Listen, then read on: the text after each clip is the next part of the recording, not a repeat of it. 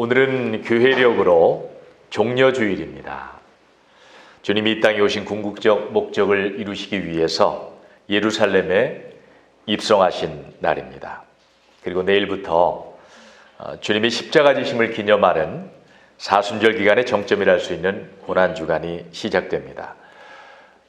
이런 매우 뜻깊은 기념회 때 주님이 감당하신 고난의 의미와 함께 우리 또한 주님 가신 그 길을 기꺼이 감당해야 하는 부름받은 그리스도인으로서 우리에게 주어진 고난의 의미를 다시금 깊이 되새길 필요가 있을 것입니다. 오늘 본문 12절은 이렇게 기록하고 있습니다. 사랑하는 자들아, 너희를 연단하려고 오는 불시험을 이상한 일 당하는 것 같이 이상히 여기지 말고. 무슨 말입니까? 그리스도인에게 주어지는 불시험, 불같은 고난을 왜 이런 일이 있지 하고 이상히 여기지 말라는 말입니다. 오히려 이는 그리스도인이기에 겪어야 하는 너무도 당연한 것이다. 반드시 있어야 하는 필수 불가결한 것이다 라고 말하고 있는 것이죠. 계속해서 13절은 또 이렇게 말합니다. 너희에게 고난이 있느냐? 그렇다면 기뻐하고 즐거워하라 라는 것입니다. 야고보서가 바로 오늘 본문인 베드로전서 앞에 있는 서신이죠. 야고보서 1장 2절에도 동일한 맥락의 말씀을 기록하고 있습니다. 내 형제들아, 너희가 여러 가지 시험을 당하거든 온전히 기쁘게 여기라. 온전히 기쁘게 여기라. 이 의미는요, 모든 기쁨으로 기뻐하라, 이런 뜻을 가지고 있습니다. 좀 더 구체적으로 말하면 모든 기쁨을 한데 모아서 기뻐하듯 가장 최고로 기뻐하라라는 말입니다. 우리는 잘 알고 있죠. 고난이 결코 유쾌하거나 즐거운 일이 될 수 없습니다. 고난은 힘겹습니다. 때문에 우리는 가급적 고난 없는 삶을 바라죠. 그런데 성경은 우리로서는 납득이 되지 않는, 어찌 보면 궤변과 같은 이런 말씀을 기록하고 있다는 것입니다. 불편한 진실인 거죠. 자, 그렇다면 왜 고난에 대해서 이런 말도 안 되는 태도를 성경은 거듭하여 강조하고 있고 또 우리에게 선언하며 요구하고 있는 걸까요?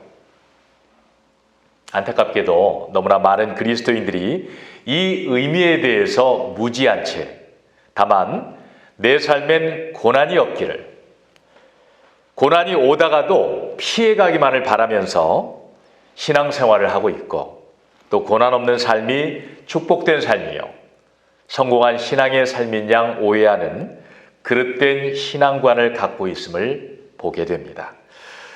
그리스도인에게 주어진 고난의 현실, 광야의 현실에 대한 바른 이해가 갖춰지지 않으면요, 믿으면서 원망하고 또 믿으면서 불평하고 믿으면서 의심하고 살아갈 수밖에 없습니다. 믿음의 의미와 가치, 구원의 의미와 가치에 대해서 전혀 이해하지 못한 채 맹목적인, 그저 향방 없는 그런 다름질을 할 수밖에 없다는 것입니다. 우리 밝은 교회 성도님들은 우리 좋으신 담임 목사님으로부터 이미 잘 배우셔서 왜 그리스도인에게 고난은 필수 불가결한 것인가, 나아가서 고난은 왜 축복인가 하는 의미를 바로 알고 또 고난을 바라보는 바른 시각을 정립하고 계시리라 믿습니다. 맞으시죠? 네. 자, 왜 그리스도인에게 고난은 때려야 뗄 수 없는 절대적인 것인가? 그 의미와 가치를 바로 알려면은 우선 구원이 무엇인가 하는 것에 대한 명확한 이해가 전제되어야 한다는 사실입니다. 그래야만 고난의 의미가 제대로 해석될 수 있기 때문이죠. 자, 우리 다 구원 받았죠? 구원 받아서 좋은 것은 뭡니까? 물으신다면 뭐라고 답하실 수 있겠습니까? 궁극적으로 저는 구원받아 죽어서 천국 가게 됐습니다. 네, 이렇게 아마 말할 수 있을 것입니다. 그렇습니다. 구원은 궁극적으로 우리가 주어서 천국 가게 되는 것에 있는 것이 맞습니다. 그러나 믿는 이에게 주어진 구원에는 그 이상의 더 깊은 의미가 담겨 있다는 사실입니다. 궁극적으로 예수 믿고 천국 가게 되었다는 결론은 옳지만은 예수 믿고 천국 가게 된 구원의 백성은 이 땅을 사는 동안 반드시 어떤 과정을 우리를 구원하신 주님으로부터 요구받게 된다는 사실입니다. 성경이 말하고 있는 이러한 명백한 가르침에 대해서 무지할 때 어떤 오류를 범하게 될까요? 단적인 예로 그런 분들은 아마 이런 기도 내용으로 대부분의 기도 생활을 채워갈 것입니다. 이제 예수 믿고 천국 가게 됐으니 주님, 제게 만사형통 주십시오. 내게 복을 더하사 더 이상 울며 주님 앞에 나아가지 않아도 되는 삶 되도록 이끌어 주십시오. 주님, 나는 주님의 자녀입니다. 그러니 내가 원하는 대로 내 삶을 부유하게 해주십시오. 내가 원하고 바라는 내 뜻이 이루어지도록 나를 도와주십시오. 아마 이런 기도 내용이 그러한 분들의 기도 생활의 전부가 될 것입니다. 구원에 따른 이해에 있어서 너무도 무지하고 조악하고 어린아이와 같은 까닭에 이런 기도를 하고 이런 신앙의 형태를 갖게 되는 것이죠.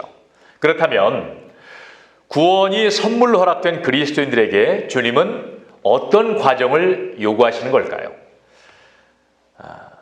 곧 천국에 들어가기에 합당한 자답게 우리 자신의 내면, 거듭난 속사람을 하나님 나라로 세워가기를 주님은 원하고 계신다는 것입니다. 아멘이시죠? 네. 주님은 이렇게 말씀하시는 것이죠. 내가 너를 구원한 이유는 단순히 네가 이 땅을 떠나는 날 천국 가도록 하는 데 있지 않다. 이 땅을 사는 날 동안 그리스도인답게 너의 뜻이 아닌 나의 뜻, 너의 바람이 아닌 나의 바람이 이루어지는 삶으로 너를 빚어내려 한다. 이러한 과정에 너는 온전히 순종할 책임이 있다. 라고 말씀하신 것입니다.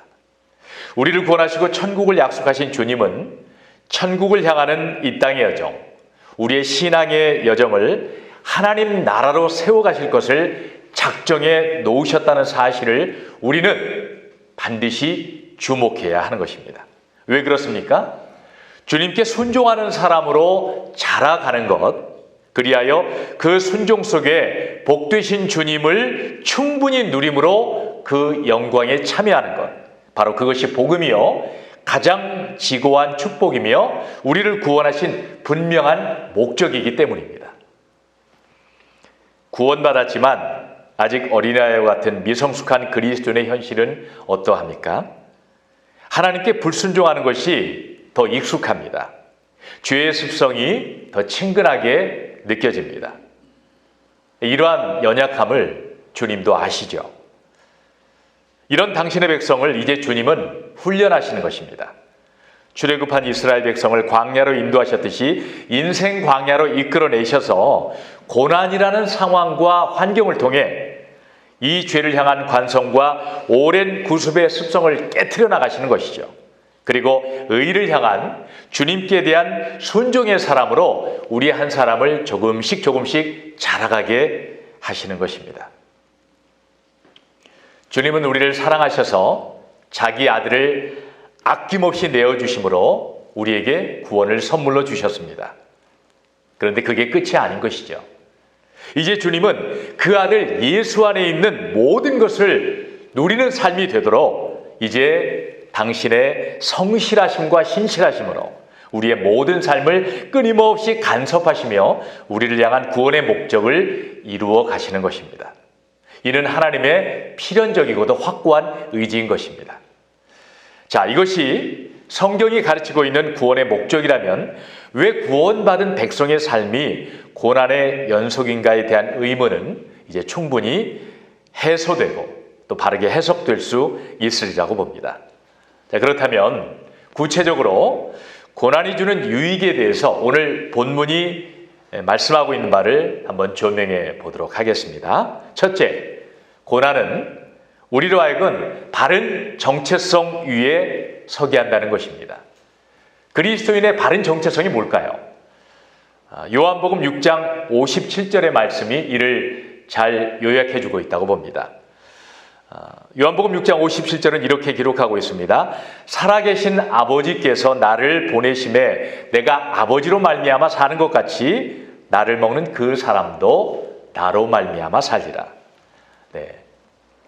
육신을 입고 이 땅에 오신 우리 주 예수님의 삶은 온전히 모든 순간을 아버지 하나님을 의지하여 온전히 아버지 하나님을 힘입어 사는 절대 의존의 삶이었습니다. 그렇듯 그 예수님을 믿는 모든 그리스도인의 삶 또한 주님께 전적으로 절대적으로 의존되어 주님의 뜻을 좇아 주님의 말씀을 따라 온전히 주님께 순종하는 삶으로 사는 존재가 그리스도인인 것입니다. 바로 이런 정체성을 추구하도록 주님은 고난을 통해서 그리스도인의 그리스도인됨을 끊임없이 확인시켜주고 계시다는 것입니다. 이를 입증해주는 성경 말씀이 수없이 많은데요. 그 중에 몇 말씀을 살펴보면요. 시편 119편 67절은 이렇게 기록합니다. 고난 당하기 전에는 내가 그릇 행하였더니 이제는 주의 말씀을 지키나이다. 또 71절에 또 이렇게 말합니다. 고난 당한 것이 내게 유익이라. 이로 말미암아 내가 주의 율례들을 배우게 되었나이다. 또 히브리서 5장 8절은 이렇게 말씀해 줍니다. 그가 아들이시면서도 받으신 고난으로 순종함을 배워서 온전하게 되셨은즉 자기에게 순종하는 모든 자에게 영원한 구원의 근원이 되시고. 네. 죄 없으신 주님조차도 고난을 통해서 순종함을 배웠다라고 말씀합니다. 네. 하물며 우리에게는 더 말할 수 없는 거죠. 주님은 이렇듯 네가 누구인지 아느냐? 네가 어떠한 삶을 살아야 되는 존재인지 아느냐? 너는 철저히 그리스도로 말미암아 살아야 되는 존재다. 이러한 사실을 죄로 인해 자주 망각하는 우리에게 고난을 통해서 계속적으로 주님은 확인시켜 주시고 하신다는 것입니다. 이러한 성경의 말씀을 통해 우리는 우리 그리스도인에게 주어진 고난이 바로 우리가 어떠한 존재인지 어떠한 존재로 세워지고 그 터 위에서 자라가야 하는 존재인지를 지속적으로 깨우치시는 하나님의 열심이자 호소임을 알게 된다는 것입니다. 이 말씀을 통해서 힘겹지만 고난 속에 인내하며 고난의 현실을 아면할 수 있는 힘을 주님께로부터 제공받게 된다는 것입니다. 두 번째 고난의 유익은요. 고난은 우리를 부르심에 합당한 자, 거룩한 자로 권리와 책임을 다하게 해준다는 사실입니다. 네. 19절에 보면 이렇게 기록하고 있죠. 오늘 본문. 그러므로 하나님의 뜻대로 고난을 받는 자들은 또한 선을 행하는 가운데 선을 행한다. 이 의미 속에는 참으로 많은 의미가 담겨져 있습니다. 그런데 오늘 이 문맥을 조차 의미를 생각해 보면 여기서 선을 행한다는 것은 바로 하나님의 부름에 합당한 자로, 즉 거룩한 자로 그 권리와 책임을 다하는 삶으로 우리를 살아내도록 주님께서 이끌고 계시다는 그런 의미를 이끌어낼 수 있다고 봅니다. 앞에서 살펴봤듯 주님이 우리를 구원하신 이유는요.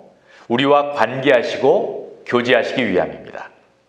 인격적 사귐을 가짐으로 그 사귐 안에서 당신 안에 있는 아름다움을 누리도록 하시기 위함인 거죠. 이것이 가능하려면 사귐을 갖는 서로가, 즉 주님과 우리가 서로 자발성을 가지고 교제에 따른 책임을 다할 수 있어야 하는 것입니다. 이것이 바로 성경이 말하는 거룩의 의미입니다. 주님은 우리에게 말씀하시죠. 내가 거룩하니 너희도 거룩하라. 여기서 거룩하라는 이 거룩의 의미는요. 흠없는 도덕적 상태를 말하는 게 아닙니다. 이 거룩은요. 주님과 우리 사이의 관계를 말합니다. 다시 말하면 그 관계를 지키기 위해 전심을 다하라는 것입니다. 주님이 내가 거룩하니 이 의미는요, 이런 의미인 것이죠. 나 너만 바라볼 테니 너희도 거룩하라. 곧 너희도 나만 바라봐라 하는 것입니다. 주님은 우리로 주를 향해 이러한 거룩한 삶을 살아내도록, 그리고 주님만을 구하는 거룩한 선택을 할 수 있도록 우리를 죄의 억압과 사단의 속박으로부터 자유케 하셨습니다. 이렇듯 우리에게 부여된 자유에는 분명한 권리와 책임이 요구된다는 것입니다. 그런데 문제는, 우리의 현실은 어떻습니까? 주님 아닌 다른 것을 향한 마음이 너무 많다는 데 문제가 있습니다. 나뉘어진 마음으로 주님이 아닌, 주님을 대신하는 수많은 우상을 선택하려는 이 관성이 여전히 우리에게 작용하고 있다는 겁니다. 우리 안에 죄가 있기 때문입니다. 죄로부터 구원함을 얻고 죄의 사슬에서 풀려나는 문제는 하나님이 해주셔야만 합니다. 우리 힘으로 할 수 없는 것이죠. 하지만 하나님이 목적하는 사람 되는 것, 즉 주님과 성숙한 교제가 가능한 존재로 구비되는 것은요, 우리에게 주어진 권리와 책임을 어떻게 사용할 것인가 하는 것과 깊은 상관이 있습니다. 억지로 어쩔 수 없이 주님께 끌려가는 삶이 아니라 구원하신 그 깊은 의미를 바로 알아서 이제 우리에게 주어진 하나님의 백성으로서의 놀라운 권리와 책임을 자발적이고 능동적으로 수행할 수 있도록 주님은 고난을 통해서 우리를 계속적으로 일깨워 가신다는 사실입니다. 주님은 고난을 통해 주님 아닌 다른 것을 의지하고 바라보려는 우리의 연약함을 계속적으로 씻어내시며 우리의 마음이 주를 향해 온유한 심령으로 자라가도록, 그리하여 부르심에 합당한 인격적 교제가 가능한 존재로 세워가길 원하고 계십니다. 때문에 고난이 축복인 것입니다. 이렇듯 주님은 고난을 통해서 우리로 하여금 잘못된 선택의 오류를 극복하고 모든 상황 속에서 오직 주님만을 선택할 수 있는 실력 있는 신앙인으로 우리를 자라게 하신다는 것입니다. 남포교회라고 저 잠실 쪽에 있습니다.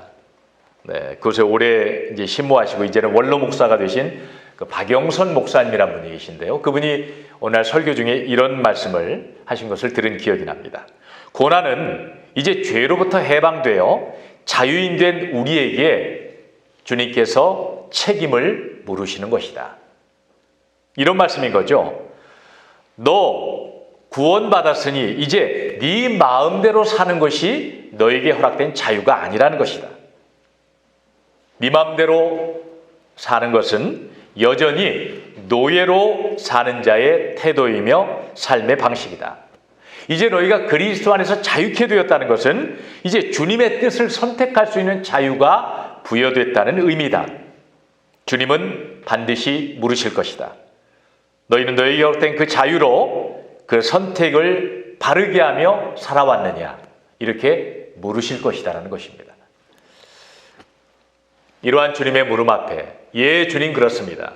주님의 은혜로 주님이 내게 주신 자유를 힘입어 바른 권리와 책임을 다하며 바른 선택을 하며 살아올 수 있었습니다.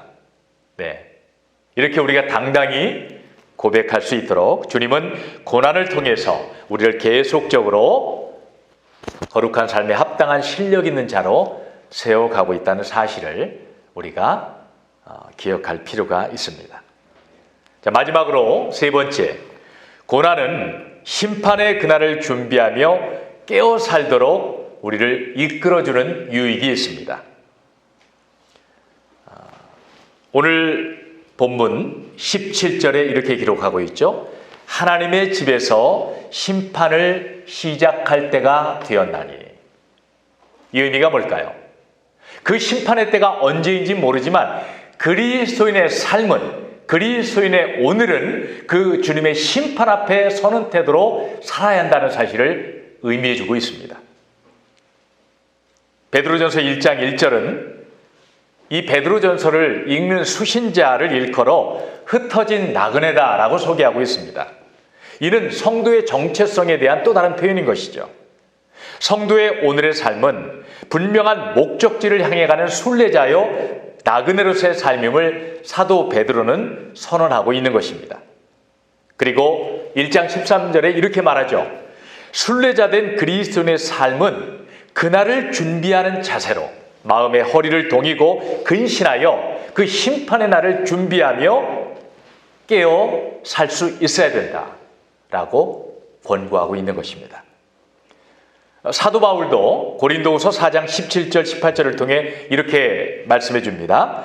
우리가 잠시 받는 환난에 경한 것이 지극히 크고 영원한 영광에 중한 것을 우리에게 이루게 함이니 우리가 주목하는 것은 보이는 것이 아니요 보이지 않는 것이니 보이는 것은 잠깐이요 보이지 않는 것은 영원합니다. 우리가 이 땅에서 경험하는 환난, 즉 고난은 우리가 진정으로 주목해야 할 눈에 보이지 않는 영원한 것을 바라보고 사모하도록 이끌어준다고 말하는 것입니다. 계속해서 사도 바울은 로마서 5장 3절로 4절을 통해서도 역설하고 있죠. 다만 이뿐 아니라 우리가 환난 중에도 즐거워하나니 이는 환난은 인내를, 인내는 연단을, 연단은 소망을 이루는 줄 알미로다. 주님은 이렇듯 고난을 통해서 우리가 바라봐야 할 궁극적 가치, 천국과 영생에 대한 소망과 함께 심판의 그날을 준비할 수 있도록 깨어서 오늘을 살도록 해준다는 사실입니다. 네, 이제 말씀을 맺겠습니다. 고난이 주는 유익에 대해 오늘 베드로전서가 말씀하고 있는 의미를 세 가지 측면에서 살펴봤습니다. 한번 정리해보면 이렇습니다. 첫 번째, 고난은 우리를 바른 정체성 위에 서게 해준다. 우리 한번 수고스럽지만 한번 따라해 주실까요?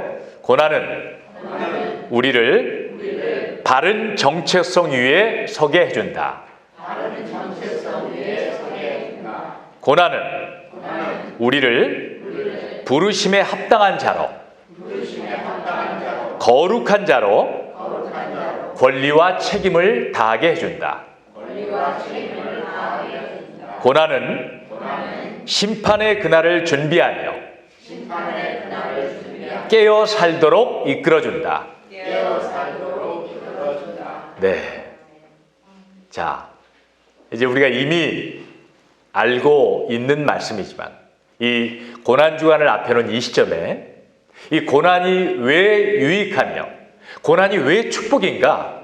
고난은 비껴갈 것이 아니라 고난은 없었으면 하고 바라야 될 것이 아니라 오히려 고난을 바라보며 고난이여 내게 오라 말할 수 있는 그런 당당한 우리가 되었으면 좋겠습니다. 고난이 주는 유익과 그 안에 숨겨진 축복의 의미를 우리는 이제 성경을 통해서 바르게 아는 까닭입니다. 주님이 우리에게 구원 주시기 위해 십자가 그 고난의 길을 감당하신 절정의 주간인 고난주간을 우리가 기념하며 다시금 우리 그리스도인의 삶에 부여된 고난의 의미를 다시금 마음 깊이 되새기고 당당히 그 길을 갈 수 있는 우리 모든 밝은 교회 성도님들 되시기를 주님의 이름으로 축복합니다.